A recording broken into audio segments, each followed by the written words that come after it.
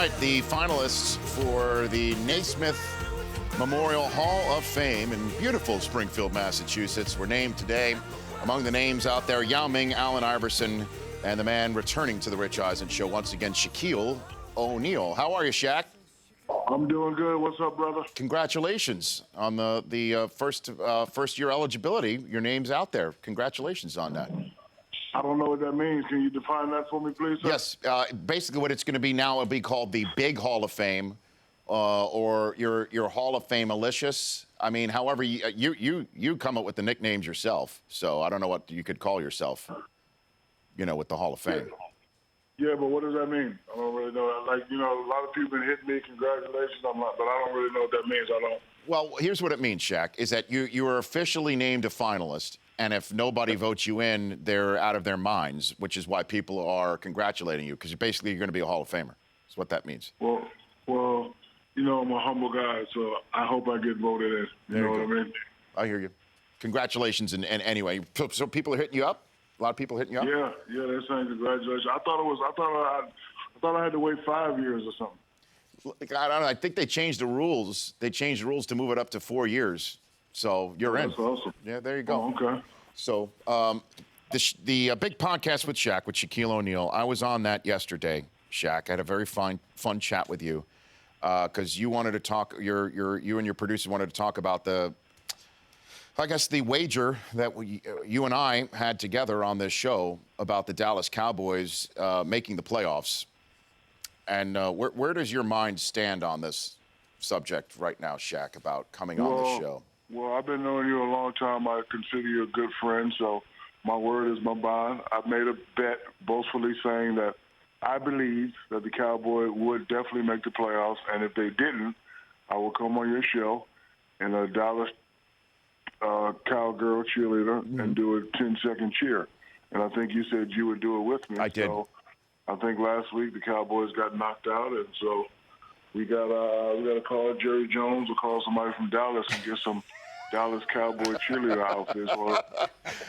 Or we can just go get some regular cheerleader outfits and do it. But I'm gonna do it on your show. Okay. Me and you will do a cheer. Okay. We'll probably do a cheer. Probably add a little whip and nay in there.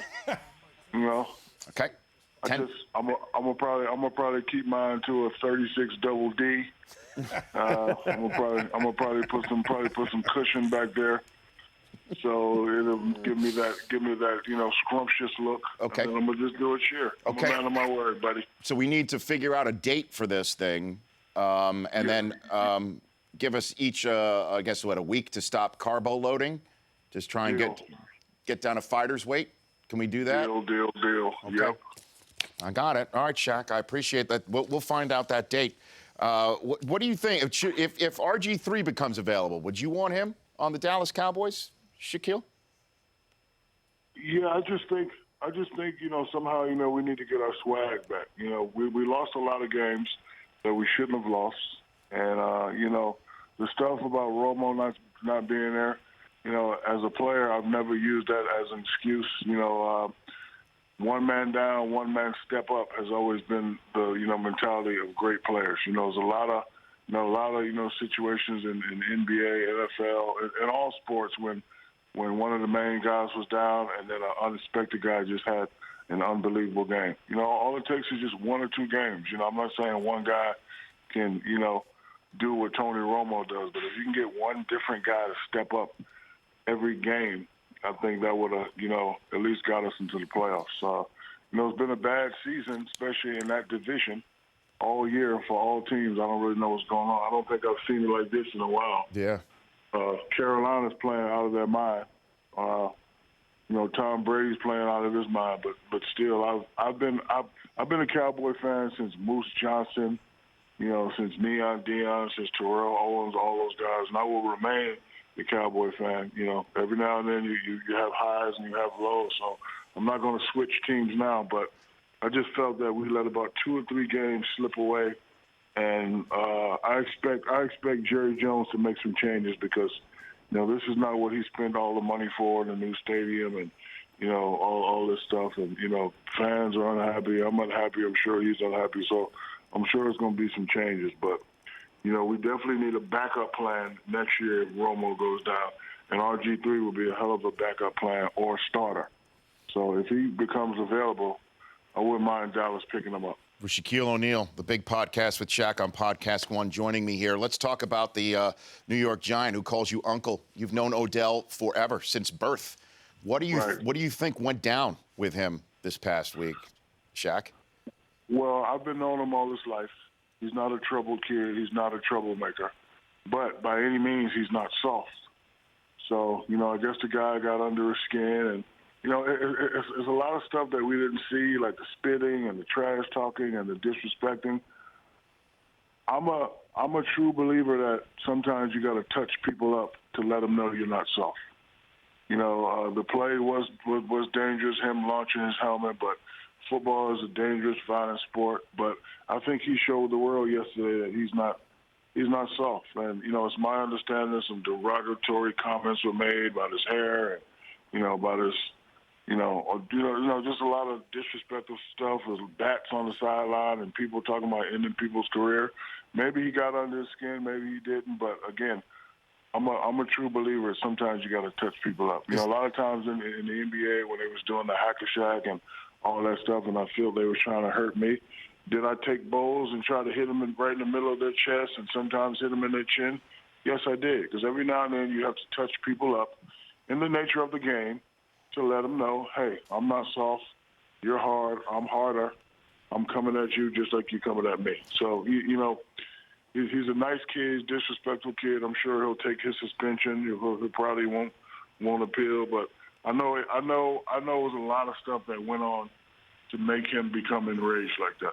So is there like an athlete code that before a game, or certainly when you were playing, that got violated, that there's a certain line that you can cross as an athlete trying to get in the mind of the other before a game?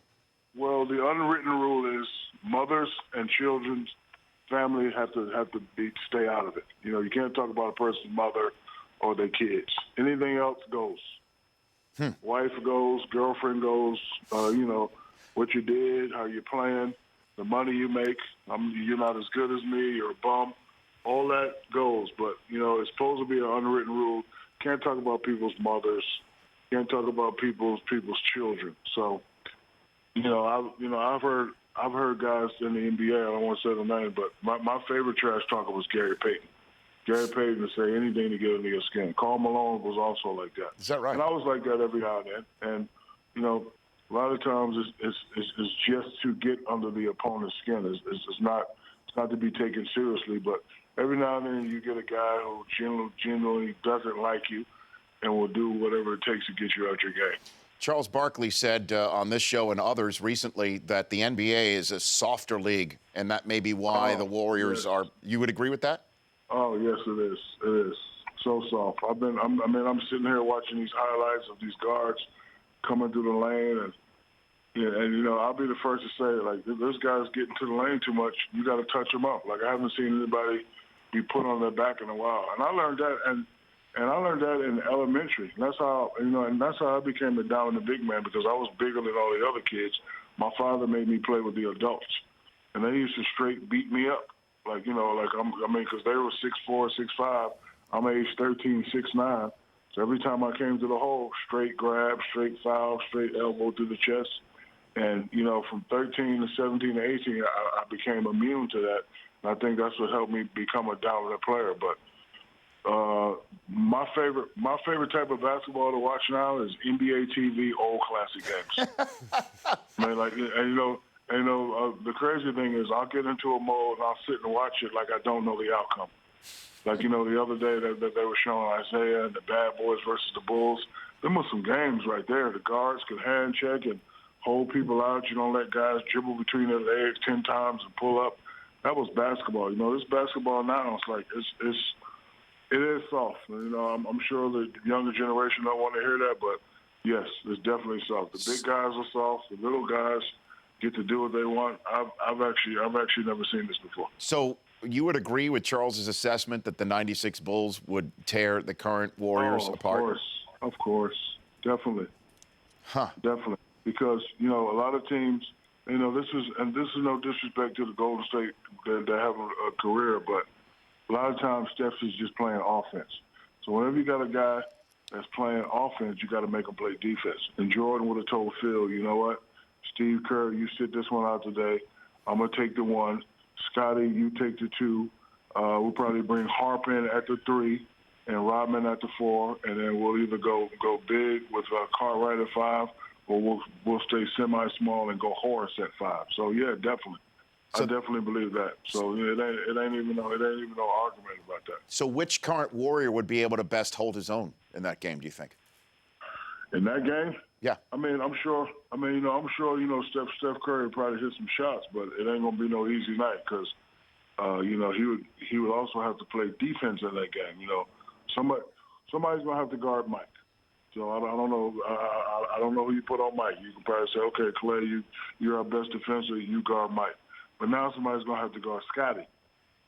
Phil's smart enough to say, okay, Scotty, go to work. And then, force a double. And then, Draymond Green, he plays good, but Ron Harper is not a slouch on defense. So, and then, the crazy thing about when people make these statements, I wish somehow it could happen. Like, I made a statement a couple months ago that caused me and Scotty to have like a Twitter, Instagram beef. I said that the young Lakers would have beat the young Bulls, and that was just my opinion. It's something that we'll never know, but I just wish somehow we can go into a time capsule and just be able to see. Like some people say Wilt Chamberlain was the most dominant. I believe I was the most dominant. We'll never know, but I wish it was a time I can go back into the 1960s, or he can come to the 1999-2000 season, and we just have a head straight up matchup. But it's they're actually good, interesting debates to have. Shaq, I love having you on. Thanks for coming on, and I love being on your podcast too. Hey, when we do the cheerleader outfit, no lipstick, buddy. I don't wear lipstick. No problem. But look, but we're going to have to do this, Shaq. You know that. There's no back. That's it. I got you. Okay, we'll work on that. Do it. All right, brother. Love you. Okay, you got it. That's Shaquille O'Neal, the big podcast with Shaq. Podcast 1. The Rich Eisen Show, weekdays at noon Eastern. On Audience.